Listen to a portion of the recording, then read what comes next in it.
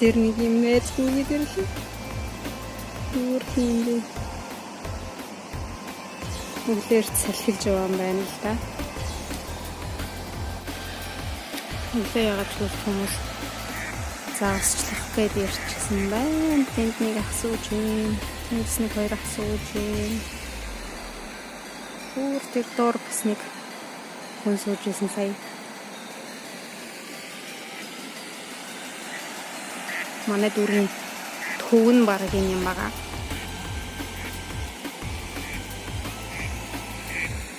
Аюу гой ногоон зүйлтэй байгаад. Нэг 100 хүмүүс ирээд зүлгэн дээр нь төв гэлтгүй. Зүлгэн дээр нь хөвтээд нарлаад, урусны хуцтай хөвтээд нарлаад байж идэг. Хинч юу ч хэлдэггүй. Тэгээд бас энд усанд орж болдог. Сэмэцхан уу шинэ өдрийн минь амралтын өдрийн минь. За би өнөөдөр ажил хөөцлөхгүй жоохон эрт гараад ирсэн байна. 7 цаг түгэн ирсэн боловч аль хэдийн 10 хүн ирчихсэн уучрлаа зогсож байна. Тэгэхээр тэр хүмүүс бүр 5 цагт ихнийх нь хүмүүс ирсэн гэсэн 5 цаг 6 цагт.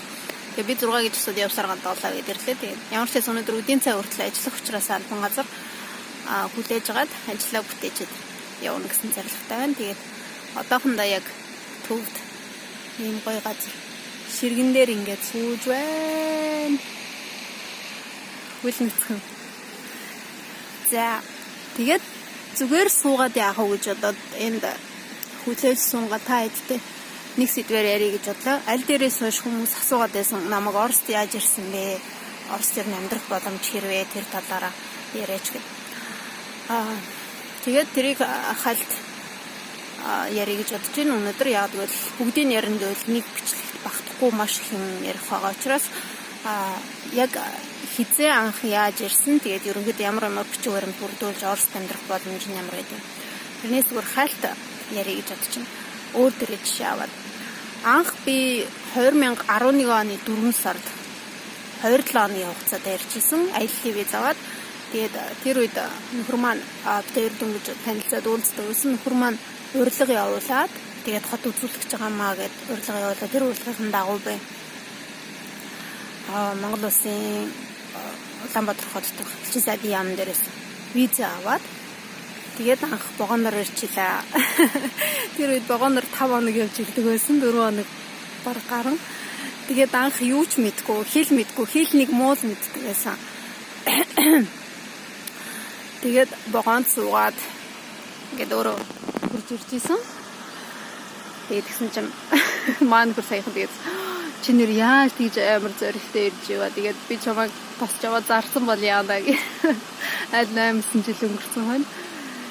Тэгээд тийм хөвгөлтэй үйл явдал болж байгаа. Тэгээд нөхөр маань харин яг тосч аваад намайг тэгээд би нөхөрийн дав байгаад ээж автай танилцаад газар үзээд тэгчээд явчихсан. Ерөнхийдөө байдлын нэмэргүй юм байна гэж судлаад тэгээд ирээд амьдрах боломжтой юм байна гэд судалгаа хийгээд явжсэн 7 хоног амьдраад дараа нь болохоор би буцаж Монголдо очичоод тэр жил яг би магистра хамгаалж ирсэн. Тэгээ магистра хамгаалчаад наашаа ирсэн. Тэгээд буцаж Монголдо очиод ажилдаа орох хэрэгтэй байсан. Боловч зуны төслүүд манд дуусаагүй учраас төслүүдтэй явж ажиллаж байгаад хөдөө хэр ажилтай байсан тэр үед.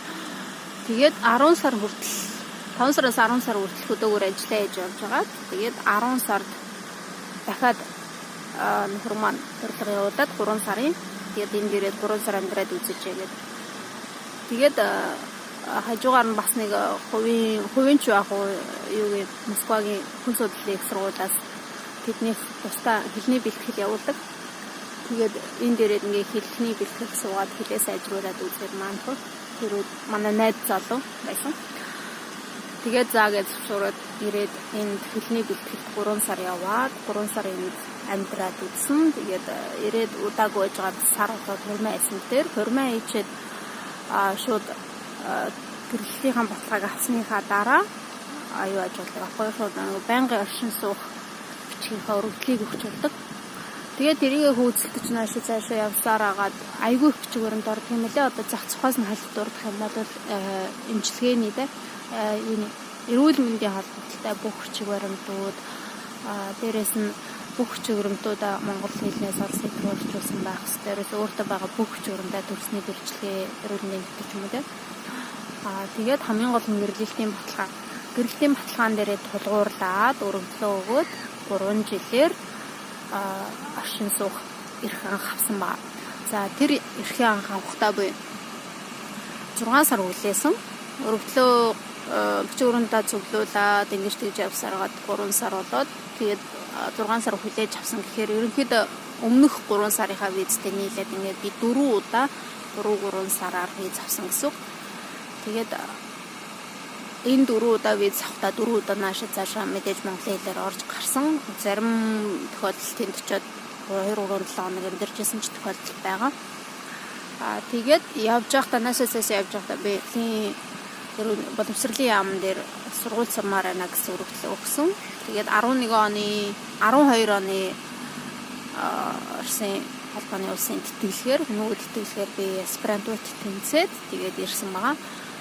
Тэгээд юу гараагүй нөгөө төр оршин суух маань гараагүй байхад сургуулийн виз гараад төрүүлж гараад тэгээд сургуулийн виз 1 жилийн хугацаанд өгдөг юм лээ. Тэр визээ аваад наашаа буцаж ирээд тэр визээр амьдарч агаад тэгээд дараа нь оршин суух эрх маань гараад 3 жилээр тэгээд тэрийг аваад амьдарсан цаашаа амьдарсан байгаа үргэлжлүүлээд тэгэхээр нийтдээ нэг жил болж иж би 3 жилийн эрхээ авсан гэсэн үг. Тэрнээс хойш 3 жил сайхан тайван амьдарч агаад үргэлжлүүлээд шууд 5 жил амьдрах эрхээ авах байсан боломж байсан боловч би аюулгүй сургуулаа төгсөж байгаа болъё гэд тайван амьдраад байсан. 3 жилийнхаа оршин суух эрхээр тэгсээр байгаад 14 онд 15 онд 14 оны сүүлээр дахиж бичвэрэнтэй сонгуулах ажлыг үзэлтүүд Монгол руу явсан байгаа. Монгол руу яваад 15 онд Монгол руу яваад дахиж визэнд ороод дахиж 3 сарын виз аваад яг л өмнөх авсан нөгөө 3 жилийн виз маань дуусчихсан. Сургуулийн виз маань сонгуулаагүй учраас бас дуусчихсан. Тэгээд дахиж 3 сарын виз аваад Монголд очихдоо нөгөө очиод виз авчаад эргээд үрээд ирсэн. Хэдхэн онц 500 онц. Тэгээд энд байсан бусад бичиг баримтуудаа дахиж бүрдүүлж өгөөд дахиад харуулъягээд 16 оны 9 сар 5 жилээр амьдрах эрхээ авсан байгаа. Тэгээд одоо миний 22 онд дуусах байгаа. 21 онд. Ерөнхийдөө бол иймэрхүү шатлалаар явсан гэсэн үг. Тэгэхээр би сургуулийн виз гэхээсээ илүү гэрэлтийн баталгаагаараа амьдрах эрх авсан гэсэн үг юм. Тэгээд мэдээж хүн болгоо нөгөөдөө өгдөг юунууд нь амьдрах 5 жилээр амьдрах эрхийг өгдөг шугам нь янз янз байт юм лээ. Тэгээ Оросын иргэндээ гэр бүл болсон онцгой хүн гэсэн эрхээр бас өгж болдог 5 жилийн эрхийг эсвэл бүр Орос улсын иргэншилж өгж болдог юм лээ. Тэр нь болохоор зэрэг одоо шинжлэх ухааны алдартай хүн ч юм уу эсвэл юуны цэргийн салбарын тийм одоо алдартай бас мундаг хүн ч юм уу тиймэрхүү хүмүүст бол өгдөг юм билээ.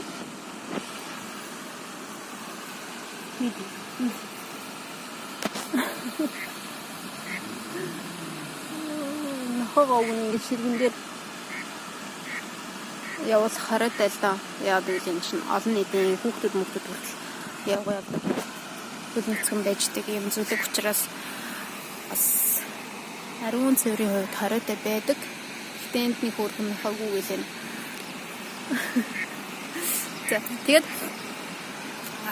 бас нэг авдаг Оросын ер нь иргэншлэл авдаг бас нэг шалтгаан нь болохоор зэрэг хуучинтэй СССР зөвлөлт холбоо дууссан үед Орос улсад төрсөн байж болно. Орос улсад төрсөн хамаатан садантай байж болно. Одоо ч гэсэн Оросд амьдарч байгаа ямар нэгэн аав ээжийнх нь аль нэг ч юм уу эсвэл төрсөн яг ихч дүүсэн ч юм уу байж болно. Тэгэх юм бол хамаагүй амархан олгод юм бэлээ. Бас гэрэлтийн баталгаагаар бас амархан олгодог. Цагаачлалын энтрийг бодох юм бол хамаагүй амархан. Тэгээд мэдээд цагаачлалаар бас олгодог вариант байгаа. Тэр нь гэхдээ жоохон хэцүү. Нэлээд их юм хөөцөлттэй юм шиг үлээ. Тэгээд би яг өөрийнхөө юу гэлээ. Тэгвэл бусдын би сайн судалж үзээгүй үнэхээр сайн мэдэхгүй байна. Тийм болохоор яг гэрэлтийн баталгаагаар яаж паспорт авч байгаа тухайгаа л яриа. Тэгээд одоо яг паспортаа би аваагүй байгаа. Авсан хойноо дахиад дэлгэрэнгүй бичлэг хийж оруулъя гэж бодож чинь цэгцтэй яг үе шатаарна.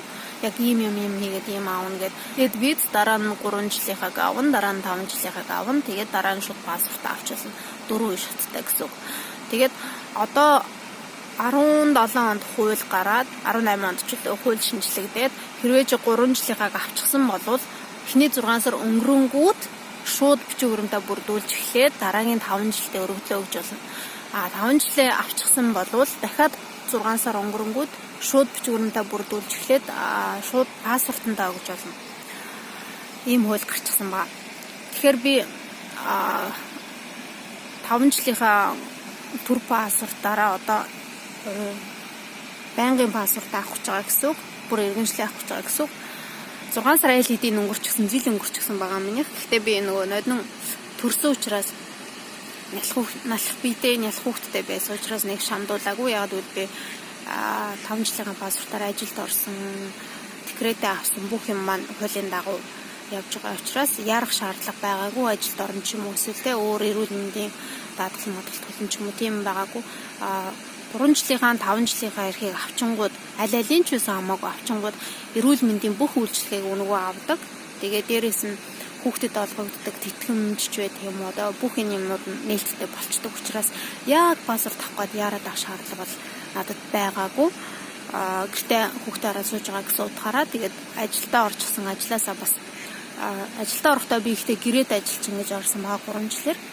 Тэгээд 3 жилийн ажил дуусгаагүй байж байгаа декрет авсан. Декрет авахд бол анхандаа яг одоо мөнгө төгрөг өгөхөөсөө мэдэхгүйсэн ямар ч байсан орсон. Тэгээд ороод удаагүй 2 жил ажилласан учраас хамгийн багаар нь тооцоод өгдөг юм байлээ.